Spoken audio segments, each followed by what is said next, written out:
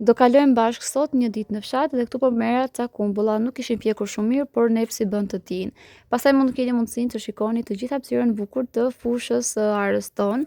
Tani që është perëndimi i diellit duket shumë bukur, gjelbërimi bën vetën, ujitja e të gjithave këtyre. Pra me pak fjalë jeta në fshat është shumë e bukur nëse dini ta vlerësoni, por ju që keni kajde mos komentoni fare në videot e mia. Është bukur të shikosh se si gjelbërimi ndryshon të gjithë hapësirën shpirtërore, por gjithsesi nuk jam këtu për t'i bërë morale fshati ose qyteti, por për t'i treguar një mundësi punësimi nga shtëpia.